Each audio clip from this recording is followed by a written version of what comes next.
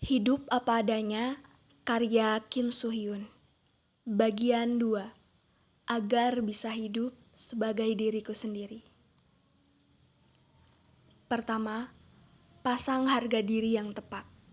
Alain de Botton mengatakan bahwa yang namanya menjadi dewasa adalah menempatkan diri sendiri dalam dunia yang dikuasai oleh orang-orang berhati dingin dan materialistis. Sepertinya, memang dunia ini tidak seperti dongeng. Kesenjangan sosial selalu ada di mana-mana meskipun ada banyak orang yang terang-terangan tidak menyukai tindakan yang semena-mena itu. Lalu, syarat materi juga selalu menjadi perhatian, meskipun diabaikan begitu saja, dalam hati selalu saja tertuju pada saku kantong yang selalu minta diisi. Jadi katanya, orang-orang memang perlu meninggikan harga diri mereka, memelihara hati agar bisa menghargai diri sendiri tanpa terpaku pada standar atau penilaian sosial. Oke. Aku ngerti sih, tapi kok nggak gampang ya? Pada dasarnya, harga diri itu dipengaruhi oleh cara didik orang tua dan pengalaman masa kecil. Apabila kasih sayang yang diberikan orang tua kurang, atau ada kekerasan, ejekan, mencampakkan, atau kritikan yang dialami waktu kecil, maka harga diri akan mengalami masalah. Meskipun begitu, harga diri tidak hanya terikat dengan pengalaman masa kecil, bisa berubah mengikuti kehidupan yang dijalani. Prinsip harga diri pertama kali ditemukan oleh ahli psikologi, Nathaniel Branden. Dia mengeluarkan pernyataan bahwa untuk harga diri yang sehat diperlukan dua hal, yaitu kemantapan dan rasa hormat terhadap diri sendiri. Keyakinan diri yang dimaksud adalah kemantapan diri akan kemampuan mengatasi masalah yang ada dan melindungi diri sendiri. Sedangkan rasa hormat terhadap diri sendiri merupakan pola hati yang percaya bahwa setiap pribadi berhak untuk dicintai dan dihargai. Tapi, apakah kita sudah hidup di lingkungan sosial dengan anggota yang sadar betapa pentingnya melindungi harga diri masing-masing? Meskipun sudah tumbuh dengan harga diri yang sehat, lamaran kerja berkali-kali ditolak dan sulit untuk menemukan kemantapan diri, sehingga kurang bisa melindungi hidup karena tersingkir dari posisi kerja akibat anggapan sudah habis masa gunanya. Lalu, meminta penghormatan untuk diri sendiri dalam lingkungan sosial yang dengan mudahnya menentukan kedudukan dan saling meneriakan diskriminasi. Mungkin hal ini hanya bisa dilakukan dengan hipnotis. Dunia ini sedang berubah menjadi tempat yang melelahkan untuk bertahan tanpa harga diri, dan setiap pribadi juga tengah kesulitan untuk menegakkan harga dirinya. Lalu, hal apa yang harus kita lakukan untuk mengatasi masalah harga diri supaya bisa mendapatkan tempat tersendiri di dunia yang berdarah dingin ini? Butuh dua sisi untuk bisa membangunnya. Pertama, pasang harga diri yang menjadi faktor utama dalam sikap hormat menghormati. Tidak perlu menjadi objek yang bersifat materialistis. Toh, uang juga tidak diperlukan untuk hal itu kan? Jika penghormatan menjadi objek umum yang bisa didapat oleh siapapun, kita tidak perlu sampai menundukkan kepala untuk mendapatkannya. Jadi, ayo kita buat sikap hormat menghormati menjadi satu hal umum. Kita perlu menjadi pendorong bagi satu sama lain agar sikap hormat menghormati yang sewajarnya dapat tercipta dengan baik. Bukan bentuk penghormatan yang disesuaikan pada jabatan, gaji, pekerjaan, penampilan luar, atau jenis kelamin, melainkan bentuk penghormatan tanpa syarat terhadap diri sendiri dan juga orang lain. Yang kedua adalah memahami betul harga diri masing-masing dan menggunakannya sebaik mungkin. Karena ini, dibutuhkan pemahaman untuk membedakan mana harga diri yang sesungguhnya dan memahami betul arti dari harga diri itu sendiri. Harga diri bukanlah kesombongan atas keunggulan ataupun kepuasan sesaat yang didapat karena diakui dan dicintai oleh seseorang. Inti dari harga diri adalah kepercayaan terhadap diri sendiri sekaligus kehormatan diri yang menganggap bahwa masing-masing pribadi berhak mengejar kebahagiaan. Hal ini tidak didapatkan hanya dengan memutar otak tanpa melakukan apapun. Rasa hormat terhadap diri sendiri pun sulit didapati jika kita hidup bertentangan dengan keyakinan kita sendiri. Harga diri merupakan energi dari dalam diri yang dibentuk dari proses pembangunan kepercayaan dan penghormatan terhadap diri sendiri. Dua hal itu dijadikan dasar pada pemilihan kehidupan, perilaku, dan tanggung jawab. Tapi ada sisi penting di sini. Dalam program TV DokuPrime milik EBS yang bertajuk Discovering a Child, ada pengujian tentang pengaruh perilaku orang tua terhadap perkembangan harga diri anak. Kepada anak-anak yang berpartisipasi dalam pengujian itu, mereka diberikan potongan puzzle. Karena susunan puzzle begitu sulit, orang tua dari anak yang berharga diri rendah langsung membantu anak mereka mencocokkan puzzle. Sedangkan orang tua yang mengajarkan anaknya untuk memiliki harga diri tinggi akan menunggu hingga anaknya bisa mencocokkan puzzle. Akhirnya disimpulkan bahwa sikap penghormatan dan kepercayaan terhadap diri sendiri yang merupakan bahan dasar dari harga diri dapat muncul apabila ada pengalaman keberhasilan dalam mencapai sebuah target. Lalu, seperti yang ditunjukkan dalam simulasi tersebut, yang paling penting subjeknya adalah diri sendiri. Pribadi yang tidak menyadari kemampuan dirinya sendiri akhirnya akan terus terseret dalam pandangan yang dibentuk oleh orang lain dan masyarakat hingga membuat harga dirinya tidak terbentuk. Dengan begitu, untuk menegakkan harga diri jelas dibutuhkan langkah awal, yaitu hidup apa adanya. Kalau begitu, yuk ikuti aku supaya kamu bisa tahu bagaimana caranya hidup apa adanya. Follow me. 2. Mencari hidupku sendiri. Jika pemeran laki-laki dalam drama mengatakan, "Kok kamu gak seperti kamu yang biasanya sih?" Pemeran perempuan akan mengerutkan dahi dan menjawab, "Memangnya aku yang seperti biasa itu kayak apa?" Aku mengerti kalau kita memang harus hidup sebagaimana diri kita yang sesungguhnya. Aku yang sesungguhnya memang seperti apa ya? Kenapa kita semua tidak mengerti apa yang dimaksud dengan pribadi yang sesungguhnya? Psikologi ahli James Marcia membagi identitas diri ke dalam 4 bentuk yang didasarkan pada besaran pencapaian jati diri. 4 bentuk itu adalah pencapaian, eksplorasi, isolasi, dan gejolak. Menurut hasil penelitian, orang-orang Korea Selatan kebanyakan berada pada level identitas diri yang rendah, yakni level isolasi 74,4%. Yang dimaksud dengan level isolasi adalah memahami dengan baik norma sosial yang ada. Tapi secara teori, level identitas diri yang rendah ini memiliki masalah dengan tidak adanya kesadaran akan suatu krisis. Gak ngerasain krisis dalam hidup? Apa maksud lu? Yang dimaksud krisis di sini bukanlah masalah karena tertipu lewat telepon atau masalah kartu kredit yang tiba-tiba macet pas sedang kencan dengan pasangan baru. Melainkan tidak adanya sikap bertanya-tanya ataupun menyangkal tentang suatu tujuan, norma, dan keyakinan. Kalau begitu, kenapa kita tidak pernah menyangkal hal-hal itu?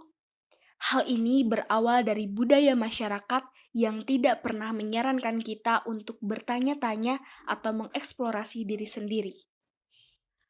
Dalam sejarah Konfusianisme yang menjadi dasar norma sosial sekarang ini menerangkan bahwa pribadi dan lingkungan sekitarnya memiliki hubungan saling ketergantungan.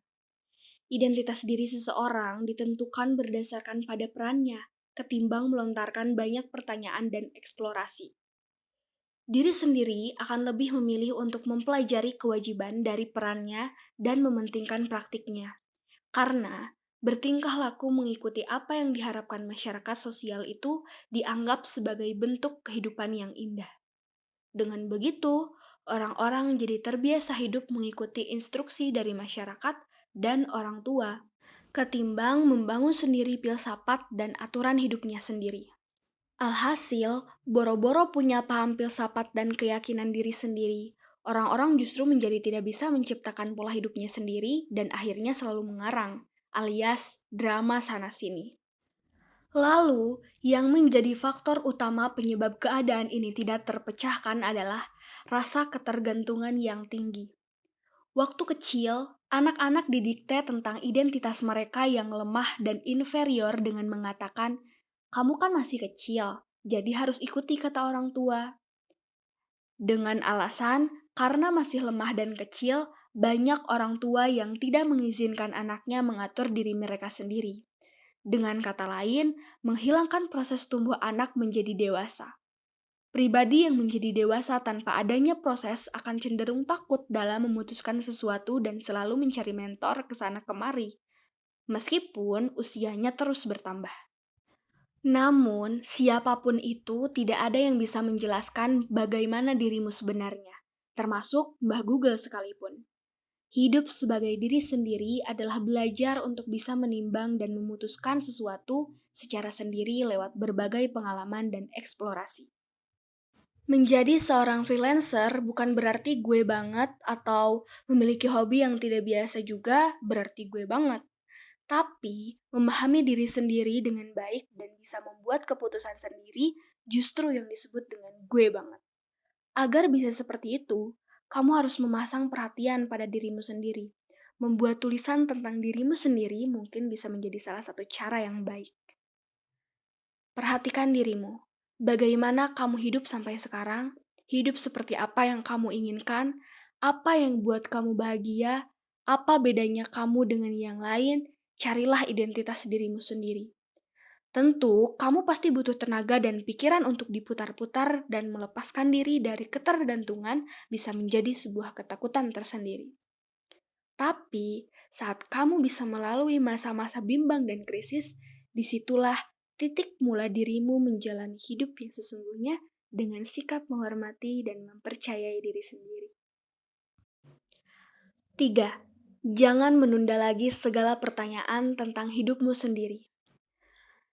Di dalam kompetisi yang sengit seperti sekarang ini, membuat kita belajar, masuk universitas, meningkatkan kemampuan diri, dan mencari uang, yap, seperti itu yang dilakukan dari pagi hingga malam, dari musim semi hingga musim dingin, menjadi dewasa sambil dikejar-kejar oleh tugas ini, itu. Tiba-tiba, suatu hari keluar kalimat seperti ini, "Aku gak tahu sebenarnya apa yang ingin kulakukan." Kepada orang-orang yang berpikiran seperti itu, akan terlontar pertanyaan, apa gak ada hal yang kamu lakukan karena memang kamu sukai? Dalam sebuah program televisi yang mengangkat topik tentang mengamati sikap dan menghargai diri sendiri oleh anak-anak, muncullah seorang anak yang disebut sebagai anak baik, karena sering membantu orang-orang di sekitarnya. Kru program itu lalu bertanya padanya tentang hal apa yang ingin dia lakukan kelak. Si anak menjawab dengan kalimat-kalimat seperti ini. Membantu ibu, membantu ayah mencuci mobil. Saat pertanyaan bukan mengarah untuk orang lain, tetapi tentang beberapa hal yang sangat dia sukai, anak itu terlihat kesulitan untuk menjawabnya. Orang yang hanya fokus terhadap kewajibannya dan terus mengubur keinginannya di dalam hati, maka lama-lama akan lupa terhadap apa yang sebenarnya disukai dan apa yang sebenarnya dia inginkan. Jika kehidupan ini tidak dijalani atas apa yang diinginkan, yang tersisa hanya kehampaan semata. Jika kamu tidak mau hal itu terjadi, cobalah hidupkan lagi indramu dan temukan lagi hal yang kamu inginkan. Bukan hanya selalu memikirkan apa yang wajib kamu lakukan. Sekaranglah waktunya menjawab segala pertanyaan di dalam hidupmu sendiri. 4. Layangkan pertanyaan tentang hal-hal yang dianggap lazim. Ada sebuah keluarga sepasang suami istri, mertua, perempuan, dan anak laki-laki yang masih bayi tinggal di sebuah desa.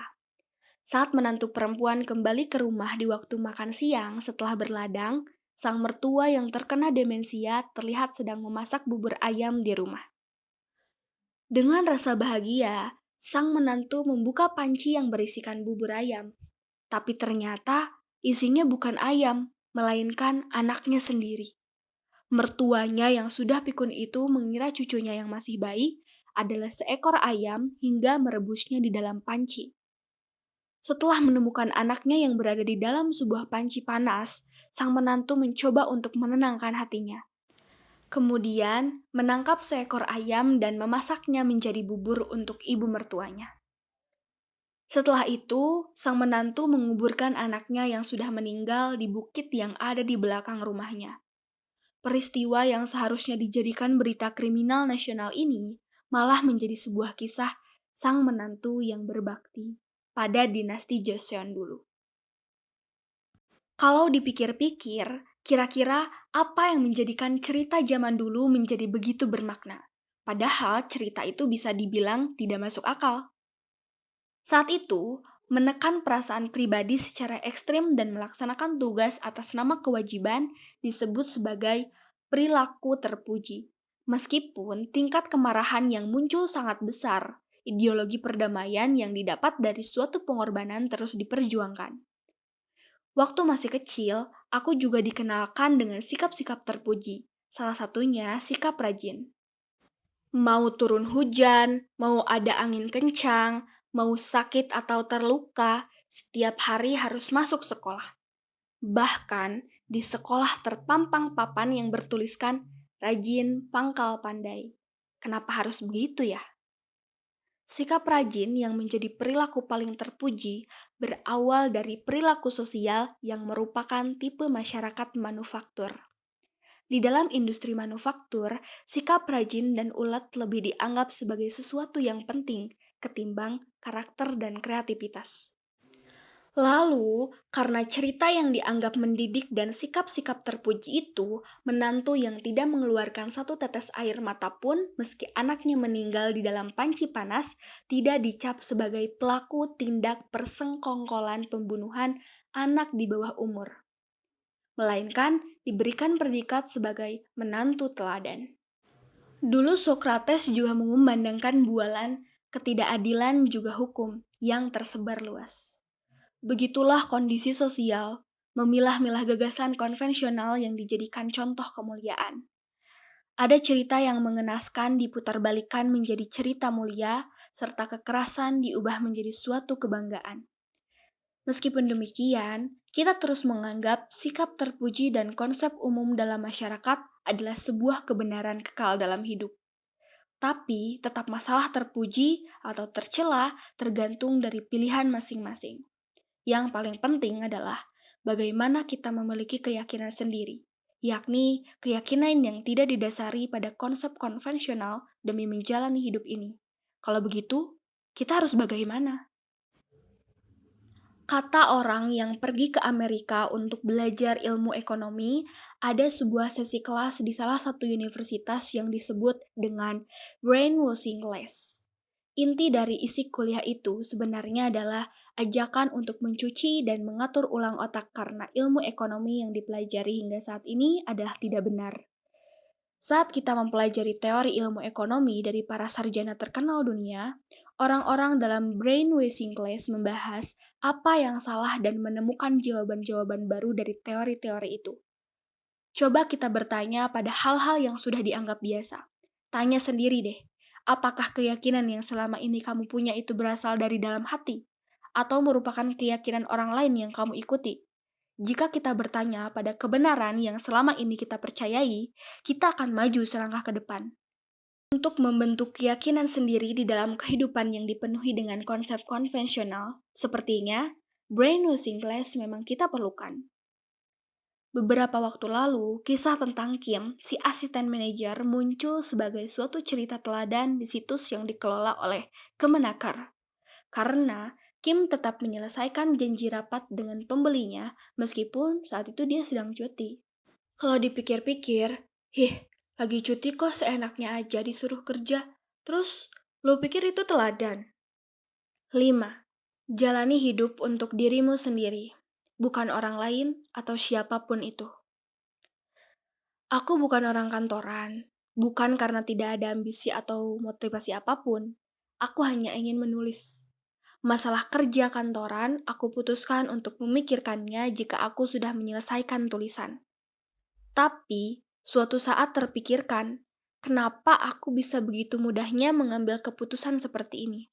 Padahal, Hal itu sangat penting buat hidupku.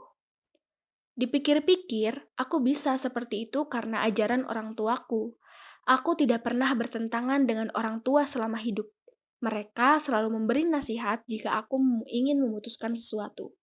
Tapi, pada akhirnya mereka akan membiarkanku menjalani apa yang aku putuskan. Selain itu, mereka tidak pernah membanding-bandingkan diriku dengan kakak perempuanku. Berbeda jauh denganku yang waktu kecil hanya suka membaca komik dan tidak belajar. Kakak perempuanku selalu dapat juara pertama atau kedua dari seluruh murid sekolah. Berkat itu, aku jadi tidak takut dalam memutuskan sesuatu dan terbiasa mengikuti pikiranku sendiri. Tapi tentu saja, saat aku membuat keputusan itu, ada beban tersendiri dalam menunjukkan hasil yang terbaik untuk mereka. Beban yang bisa dikatakan besar itu bukan berarti rasa cinta yang dihasilkan pun bisa besar. Saat aku berada di antara usia 20 dan 30, sambil makan aku berkata pada orang tua, "Ibu dan bapak gak usah lagi ngarepin aku. Anggap aja aku ini anak indekos di sini." Tentu saja mereka marah. Udah dibesarkan sampai sekarang kok malah ngomong begitu? Tapi meskipun begitu, aku tetap meminta mereka untuk menganggapku sebagai anak indekos di rumah. Ya, pastilah aku juga ingin menjadi anak seperti Suji, kakakku. Kalau bisa, aku juga ingin menjadi anak yang membawa keberuntungan bagi mereka. Tanpa bilang apapun, sebenarnya aku juga akan tetap bersungguh-sungguh dalam melakukan segala hal. Bagaimana tidak, mereka adalah orang yang paling berharga di hidupku. Tapi, tidak berarti juga orang tua menginginkan anaknya hidup terhimpit dalam beban yang berkepanjangan. Dan aku pun tidak mau membuat mereka kecewa. Tapi, jika memang ada suatu hal yang tidak bisa aku lakukan, mau bagaimana lagi? Aku tahu memang kita semua memiliki tanggung jawab masing-masing dalam hidup. Hidup seseorang anak bisa sesuai dan juga bisa di luar dari harapan orang tuanya. Menjalani kehidupan demi memenuhi harapan orang tua bukanlah karena cinta, tetapi lebih karena perasaan adanya beban utang dan tekanan. Jika hidup pribadi seseorang adalah tanggung jawabnya sendiri, orang tua pun harus menyadari bahwa anaknya tidak bisa hidup sesuai dengan apa yang diinginkan oleh mereka. Jika yang menjadi beban untuk kita adalah utang atas dukungan ekonomi yang diberikan orang tua, ya sudah, bayar saja selama hidupmu. Anak indekos disebut sebagai anak indekos kalau bayar sewa kepada ibu pemilik rumah. Tapi, janganlah kamu jadi boneka yang bisa diatur untuk jadi begini dan begitu. Orang yang harus bekerja keras demi bisa mewujudkan seluruh harapan, tidak bukan dan tidak lain adalah diri kita sendiri. 6. Jadilah dirimu sendiri. Saat kelas 2 SD, ada sesi pelajaran dengan topik pembahasan cita-cita masa depan. Karena aku pernah dengar tentang Mary Carey dari suatu tempat, aku mengatakan bahwa aku ingin menjadi ilmuwan seperti Mary Carey. Sebenarnya aku ini tidak ada darah keturunan seorang ilmuwan, tapi tidak apalah kalau aku yang baru kelas 2 SD itu sekedar mengumbar janji palsu. Masa iya anak kecil yang berumur 9 tahun bilang bahwa dia ingin menjadi penanggung jawab purchasing di perusahaan logistik atau ingin menjadi staf akuntansi di sebuah perusahaan besar? Pasti aneh bukan? Meskipun umur makin bertambah, tetapi cita-cita yang diyakini masih terpaku pada kelak ingin menjadi apa, dibandingkan kelak ingin melakukan apa. Dulu, aku pernah berbincang dengan seorang dokter kulit. Dia lulusan sebuah universitas di Seoul, dan saat itu tengah bekerja sebagai dokter ahli di klinik kecantikan yang berlokasi di Gangnam. Tapi saat berbincang dengannya, aku tidak bisa menemukan kepribadian atau filosofi khusus sebagai manusia dewasa darinya. Justru, aku mendapatinya sebagai seorang anak kecil yang masih belum bisa berkembang hingga sekarang. Lalu aku bertanya padanya, apakah dia bahagia? Tanpa ragu sedetik pun dia menjawab, tidak. Orang-orang mungkin melihatnya sebagai seorang yang memiliki profesi tinggi, tapi dia merasa tidak puas karena dengan pendidikannya itu membuatnya tidak bisa bekerja di rumah sakit besar. Banyak buku yang mengatakan bahwa mereka yang memiliki pekerjaan tinggi atau anggapan di masyarakat pada nyatanya tidak bisa merasakan kebahagiaan. Ternyata dia menjadi salah satunya. Dia bilang telah menumpahkan seluruh energinya untuk belajar selama masa remaja dan akhirnya masuk ke Fakultas Kedokteran karena dia dianggap bisa mengikuti pelajaran di sana. Tidak ada waktu untuk memikirkan hal lain. Waktu kuliah pun dia tetap menumpahkan seluruh energinya mempelajari ilmu kedokteran dan menjalani masa-masa magang. Tapi, kenapa dia tidak bahagia? Dia tidak mau menyadari isi hatinya dan terus membiarkannya kosong karena terlalu ingin mengejar kestabilan ekonomi. Pengakuan dari orang-orang sekitar dan juga posisi yang dinilai cukup tinggi di dalam masyarakat, yang paling penting untuk dirinya adalah menjadi seorang dokter. Dia membutuhkan identitas sebagai seorang dokter demi menutup kepribadiannya yang kurang menonjol dan juga demi mengisi hati yang dia anggap kosong itu. Tapi, dia tetap tidak bisa menemukan kebahagiaan. Dia pikir semua akan membaik jika dia menjadi seorang dokter. Tapi, dia malah terjerat pada kurangnya predikat rumah sakit yang besar dan juga gaji yang lebih tinggi. Ternyata, isi hati yang hampa itu mau diisi bagaimanapun dari luar tetap tidak bisa terisi juga. Tentu saja, pekerjaan tidak bisa diartikan sebagai tolok ukur pendapatan seseorang. Tapi, yang namanya pekerjaan bukanlah sesuatu yang digunakan untuk membuat jati diri palsu, melainkan sesuatu yang membawa kita ke dalam diri kita yang sebenarnya. Sebelum menjadi nasi, padi harus dibudidayakan terlebih dahulu. Jika kita hanya mementingkan nilai luaran tanpa mementingkan kepuasan hati sendiri, tetap saja kita akan terus terjerat dalam sebuah arena perbandingan. Kebahagiaan dan harga diri pun akhirnya ikut tidak tercapai. Yang kita butuhkan sebenarnya adalah bukan kartu nama yang menghiasi identitas kita, melainkan menjadi diri sendiri tanpa mementingkan penilaian orang lain. 7. Tidak tunduk begitu saja pada anggapan umum. Aku pernah melakukan percakapan yang tidak disengaja dengan seorang pengajar sekolah dasar dari Kanada. Dia menceritakan kepadaku tentang apa yang dirasakannya setelah datang ke Korea Selatan. Dia bilang orang-orang Korea Selatan banyak menganggap murid pintar adalah murid baik. Padahal, meskipun seorang murid tidak bisa mengikuti pelajaran, dia bisa menjadi murid baik dan bisa juga tidak menjadi murid baik meski unggul dalam pelajaran. Dia bertanya-tanya tentang rumus pemikiran orang Korea Selatan.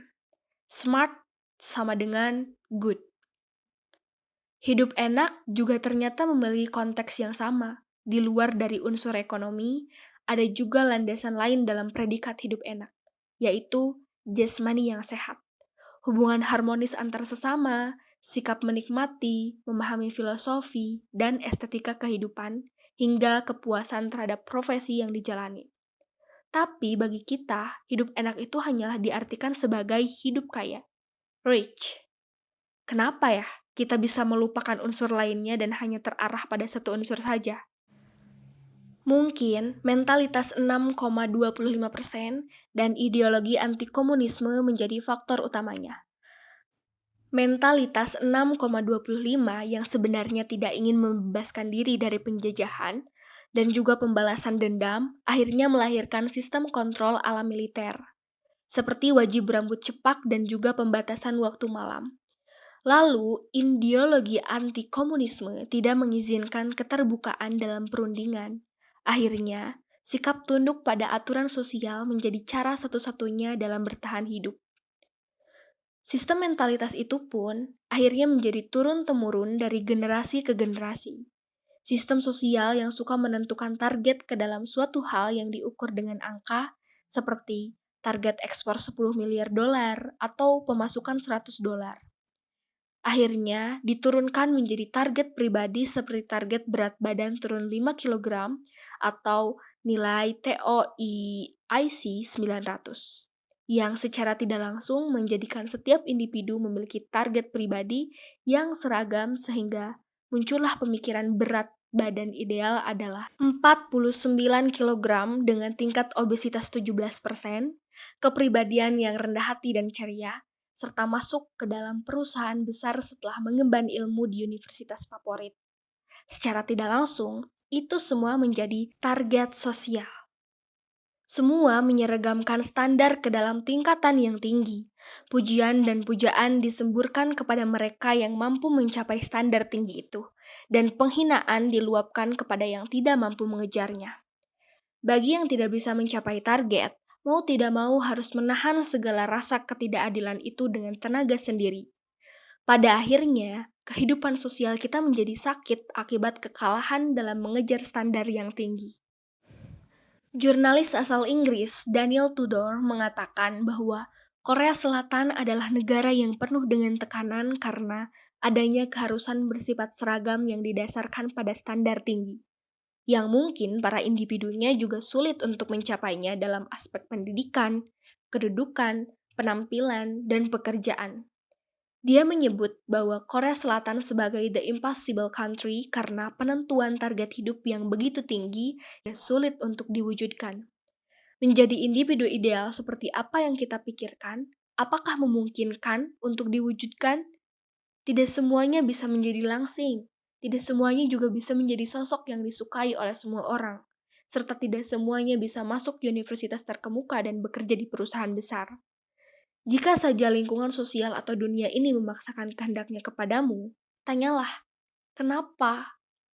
Jika kehendaknya itu tidak bisa diwujudkan, kamu tidak perlu berkecil hati atau menilai buruk kemampuan sendiri. Dalam ungkapan pelajar yang baik, terdapat berbagai macam definisi. Untuk menjalani hidup yang baik, terdapat berbagai macam cara. Kita semua punya hak untuk menentukan apa yang kita kehendaki dan setiap dari kita memiliki kehendak yang berbeda-beda. 8. Temukan gaya yang cocok untuk diri sendiri. Saat usia di awal 20 tahunan, aku pernah membaca sebuah buku yang berisi kumpulan nasihat. Uniknya, di dalam buku itu ada sebuah nasihat yang mengatakan, jangan membeli banyak baju murah. Belilah satu baju saja, tapi yang bagus sekalian. Setelah beberapa lama, saat aku membuka lemari bajuku, teringat nasihat dari buku itu. Lemariku penuh dengan jaket musim dingin yang aku beli begitu saja karena ada diskon.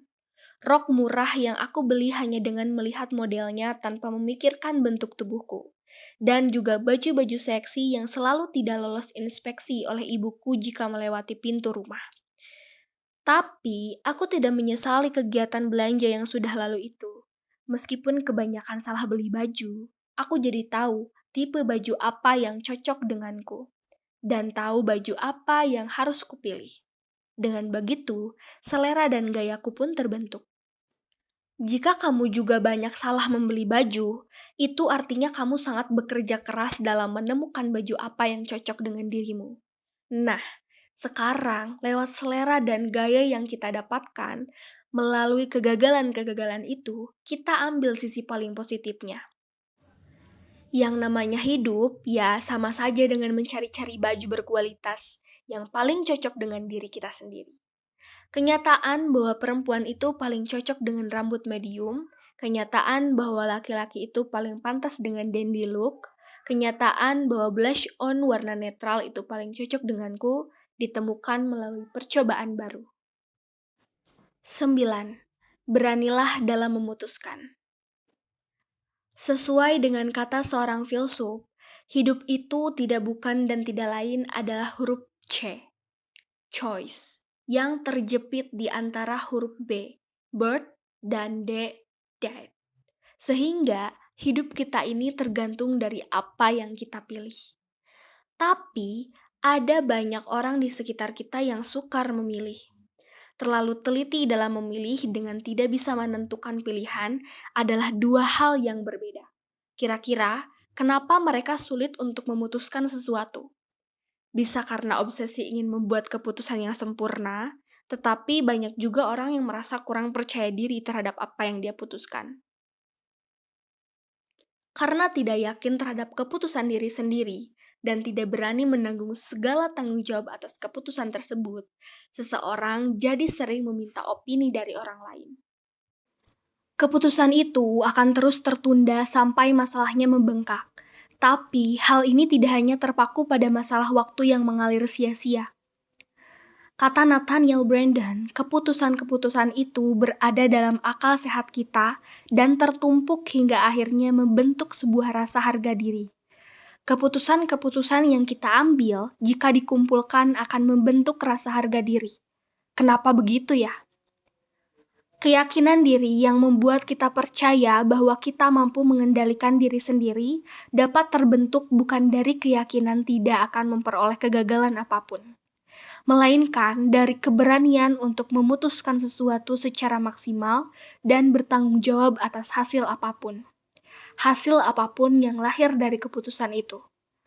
Tapi, jika keputusan-keputusan itu tidak bisa diambil, kesempatan untuk menanamkan kepercayaan diri sendiri akan semakin sempit dan sulit menemukan pribadi yang berani. Memilih dan bertanggung jawab serta kepercayaan diri sendiri itu seperti sebuah roda yang terus berputar. Seperti hidup kita yang harus bisa mandiri, serta cara hidup yang seperti itu akan menanamkan rasa harga diri di diri kita sendiri. Jadi, meskipun ada kantor pengacara di samping rumah, janganlah menitipkan hak keputusanmu ke pihak lain. Kamu harus terus maju dengan mempercayai database masa lalu, catatan kesalahan, dan juga kompas hati. Tidak ada jawaban sempurna untuk hidup ini, tapi jika kamu berani bertanggung jawab atas segala keputusan yang dibuat, maka semua keputusanmu adalah benar. 10. Menentukan selera pribadi. Pacarku yang dulu sering membeli tiket pertunjukan dari art center dan rutin menontonnya. Isinya kebanyakan pertunjukan kelompok tari tradisional dari luar negeri atau aksi kesenian lainnya. Dia selalu menginginkanku untuk pergi bersamanya. Tapi, selain pertunjukan flamenco itu tak ada yang kusenangi, meskipun sudah pergi beberapa kali, baca pamfletnya saja aku tidak mengerti, daripada menonton pertunjukan yang mengharuskanku membeli tiket berharga mahal, aku lebih suka membaca buku di rumah. Jadi, aku menyuruhnya untuk pergi dengan orang lain karena pertunjukan itu bukanlah seleraku. Bukan maksudku untuk merendahkan makna dari pertunjukan kesenian itu. Siapapun itu bisa terkesan dengan melihat pertunjukan tradisional, terkesan dengan melihat gaun panjang yang dipajang di toko, dan juga terkesan dengan melihat permainan Raja HBO saja. Selera yang berbeda bukanlah bukti dari sebuah keunggulan dan juga bukan hal yang bisa dipaksakan. Untuk membuat hidup ini lebih mengasyikkan, seseorang memang harus memiliki seleranya sendiri. Dibutuhkan sikap terbuka terhadap diri sendiri supaya selera itu bisa terbentuk. Tidak boleh ada keterpaksaan karena adanya penilaian atau pandangan tertentu dari orang lain atau eksplorasi beberapa hal yang diperuntukkan hanya untuk media sosial. Agar bisa mendalami selera pribadi dengan baik, kita perlu memasang mata setajam mungkin. Selera dapat terbentuk kalau kita membuka lebar diri ini untuk merasakan hal-hal yang datang pada kita. Daripada pertunjukan, aku lebih suka pameran. Dan daripada film sedih, aku lebih suka film komedi.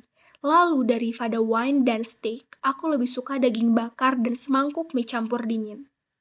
Selera yang kita butuhkan bukanlah selera seperti hobi yang biasa kita tuliskan dalam surat lamaran kerja, tapi selera yang memang dibutuhkan dan cocok untuk diri kita. Rasa hidup yang tentram dan romantis bisa ditemukan dari dalam diri. 11. Memahami diriku yang sesungguhnya. Aku tahu jelas bahwa kegiatan membenci orang lain adalah sesuatu yang melelahkan. Karena itu, saat masih sekolah dulu, aku merasa stres karena selalu ada orang yang kubenci. Aku pernah berkelahi dengan teman saat SMA. Waktu itu, dia satu ekstrakurikuler denganku. Aku tahu bahwa dia ingin menjadi ketua ekstrakurikuler yang saat itu memang hanya diperuntukkan bagi siswa-siswa yang meraih rapor dengan nilai baik. Tapi, dia berbohong dengan mengatakan bahwa gurulah yang menyuruhnya untuk jadi ketua. Padahal sebenarnya dia yang pergi menghadap guru dan bilang bahwa dia mau jadi ketua ekstrakurikuler. Aku menganggapnya sangat egois, karena hal-hal yang buruk itu terus menumpuk, aku jadi menjauhinya, dan lama-kelamaan aku jadi terang-terangan mengeluarkan gelagat kebencian saat bertemu dengannya. Saat sudah dewasa sekarang ini, aku jadi ingat diriku saat itu, dan bertanya-tanya, kenapa ya? Kok dulu gue kayak gitu? Padahal kalau tidak suka ya sudah, dijauhi saja. Selesai kan? Tapi memang saat itu aku masih kecil. Dan temanku itu memiliki sisi yang pantas untuk dibenci oleh orang lain. Aku berpikir bahwa membenci orang jika tidak terlalu berlebihan masih bisa dikatakan sebagai suatu kehilapan yang manusiawi. Tapi, suatu hari, saat mengingat-ingat hal yang telah lalu, aku jadi berpikir, kenapa aku tidak bisa menganggap kehilapan temanku itu sebagai hal yang manusiawi. Tapi untuk kehilapan yang kubuat, aku menganggapnya semua serba manusiawi. Aku harus putar otak nih. Ya, memang sih, rasa egois pasti dimiliki setiap orang. Kalau saat itu aku beralasan karena masih bocah, temanku itu pun masih bocah dong. Selama ini aku selalu memposisikan diri sebagai subjek terhadap hal-hal yang kusukai. Aku mencaci maki temanku yang egois itu sambil berlaga bahwa diriku sama sekali tidak memiliki sisi egois. Jika sisi yang tidak kusukai terpancar dari diriku, aku lebih memilih untuk tidak mau melihatnya atau bahkan mengakuinya. Aku memakai topeng seakan-akan sisi-sisi yang tidak kusukai itu bukan diriku. Betapa sombongnya diriku saat itu. Penemu ilmu psikoanalisis Carl Gustav Jung memberikan penjelasan bahwa segala sifat yang ingin disembunyikan oleh seseorang itu seperti bayangan dan setiap orang memiliki bayangannya sendiri. Menurutnya, agar bisa membentuk hati yang sehat, seseorang harus berdamai dengan bayangannya sendiri, karena bayangan tidak dapat dihilangkan. Itu adalah cara terbaik, katanya. Masing-masing dari kita memiliki perasaan yang berbeda-beda terhadap suatu peristiwa, dan siapapun itu memiliki sifat egois, tidak punya malu, serta masa lalu yang kelam. Tapi, jika kita tidak mau melihat sendiri bayangan gelap yang muncul dari dalam diri, maka akan sulit mengendalikan diri sendiri dan susah memahami situasi diri yang sesungguhnya, karena konsep hidup yang sudah berantakan. Memang diperlukan sikap lapang dada dan menyadari segala kekurangan yang ada di dalam diri kita. Itu diperlukan agar rohani kita menjadi lebih sehat. Jadi, yuk kita akui semua sisi buruk kita. Jika bertemu dengan dirimu apa adanya, kamu akan menemukan sikap keterbukaan yang dulunya terpendam, dan sikap keterbukaan itu tidak hanya untuk diri sendiri, tetapi juga harus ramah kepada orang lain. Stop cari-cari alasan dan buang muka. Jika menerima segala sisi baik dan juga sisi buruk dari diri kita sendiri, pada saat itulah kita tidak lagi menjadi manusia yang sombong, tetapi menjadi manusia yang manusiawi. Kita membenci orang lain bukan karena ketidaksempurnaan yang dimilikinya, tapi kita hanya tenggelam dalam keangkuhan dan berpura-pura bahwa kita itu lebih sempurna. 12. Menempati posisi yang membuatmu bisa bersinar. Saat SMP, aku dan teman-teman pernah melakukan bakti sosial di kantor pemerintahan. Saat itu, pekerjaan yang diberikan kepada kami adalah menyusun daftar judul dokumen dan memeriksa kesalahan angka yang mungkin ada di dalamnya. Aku ini sangat lemah dengan angka, dari dulu sampai sekarang. Saat mau mengerjakan pekerjaan itu, aku sudah lelah duluan. Ketika aku sedang berusaha kerja cepat supaya tidak bosan, ada satu temanku yang berucap, "Seru nih kerjaannya." Pada saat dia sudah selesai membereskan dokumen-dokumen yang ada. "Kok seru?" tanyaku. Dia bilang ada kepuasan tersendiri saat bisa menemukan angka-angka yang salah dalam dokumen-dokumen itu. Beberapa tahun kemudian, temanku itu berhasil masuk ke jurusan akuntansi dan sekarang bekerja di kantor pajak. Dia pasti mendapatkan penilaian baik karena rajin bekerja dan ketelitiannya itu. Agar seseorang bisa puas dengan kehidupannya sendiri, diperlukan pemahaman terhadap talenta yang dimiliki dan pekerjaan yang dipilih. Saat terjadi salah pilih, hanyalah rasa lelah yang harus ditahan dan terus ditahan. Tak hanya itu, seseorang juga akan merasa bahwa dirinya sungguh tidak bernilai apa-apa. Tapi, Banyak orang yang menghubungkan talenta dengan suatu kesenian atau pekerjaan yang membutuhkan kemampuan khusus. Seperti ada anggapan bahwa talenta yang luar biasa saja yang bisa dikatakan unggul. Jika terus terpenjara pada pemikiran yang seperti itu, kita tidak akan bisa menyadari talenta dan keunggulan kita yang sesungguhnya. Besaran talenta yang dimiliki seseorang dapat terus tumbuh membesar dan dapat digunakan untuk hal lain sesuai dengan besarannya itu. Misalnya, penulis yang tidak diharuskan untuk menerbitkan tulisannya dalam sebuah buku. Dibandingkan besarannya, yang penting adalah mengetahui secara jelas talenta yang kita punya.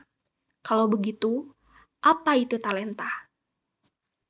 Talenta menurutku adalah mudah mengerjakan sesuatu dibandingkan orang lain. Ini tidak terbatas pada beberapa talenta saja. Ada orang yang memiliki talenta dalam mengatur dokumen-dokumen dengan rapi. Ada orang yang memiliki talenta bisa berbicara banyak dengan orang yang baru ditemui. Ada orang yang memiliki talenta dapat membedakan mana yang bagus atau tidak dengan sekali lihat saja. Ada orang yang memiliki talenta bisa mendengarkan cerita orang lain dengan baik. Talenta-talenta ini memang tidak terlihat oleh mata, tidak seperti talenta menggambar atau bernyanyi. Seseorang perlu mencari pekerjaan atau tempat yang cocok dengan kemampuannya agar bisa menemukan talenta dan sisi keunggulan yang sesungguhnya. Tulislah apa yang sebenarnya disukai, apa yang bisa dilakukan lebih mudah dibandingkan orang lain. Kalau bingung, coba ikut tes kecerdasan di internet. Kita memang perlu berbagai cara untuk menemukan talenta kita. Melalui proses itu, yuk kita dalami jarak dekat antara hal yang kita sukai dan hal yang kita bisa. Memang tidak akan mudah dan perlu banyak waktu. Tapi, jika kamu sama sekali tidak mengeluarkan usaha atau bahkan menanamkan perhatian untuk hidupmu sendiri, boro-boro orang lain, kamu pun tidak akan bisa menghargai dirimu sendiri.